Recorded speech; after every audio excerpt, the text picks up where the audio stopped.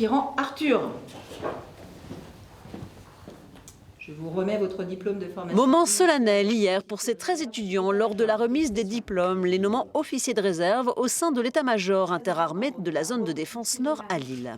C'est eux qui vont prendre en charge notre sécurité, c'est eux qui vont prendre en charge la défense de la France et auprès d'eux que l'esprit de défense doit être insufflé parce que c'est eux demain qui auront cette responsabilité.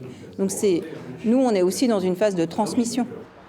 Un diplôme, la consécration d'une année de formation menée en parallèle de leurs études, c'est le cas d'Arthur, étudiant à l'IESEG. Très grande fierté, c'est en même temps des responsabilités. On le ressent tout de suite, il y a un cadre très strict, c'est l'armée.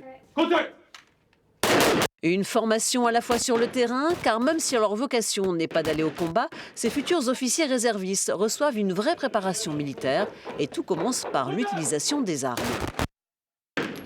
Pour des tireurs qui n'ont pas tiré depuis 4 mois, je trouve qu'on est sur un tir qui est globalement correct, avec des tirs groupés. Au sein de l'état-major, il n'y a vraiment aucune distinction qui est faite. C'est vraiment, on est traité exactement à la même enseigne que les masculins. Le combat corps à corps est également un des prérequis de cette formation officier voix jeune.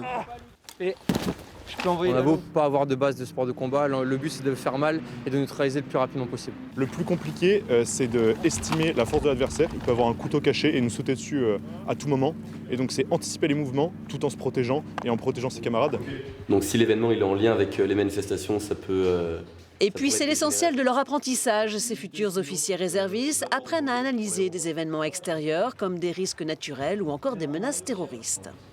Je suis en alternance, ce sont des compétences que l'on pourrait retrouver en entreprise, que je peux mettre directement sur la communication, sur l'analyse, sur les compétences plus techniques, aussi sur un savoir-être. L'armée, c'est un savoir-être qui est très utile dans la vie de tous les jours, donc c'est extrêmement valorisant. C'est une volonté politique de renforcer le lien armée-nation et armée-jeunesse, et donc c'est une des manières de renforcer ce lien en formant des jeunes qui sont encore étudiants pour devenir officier de réserve, ici dans l'état-major.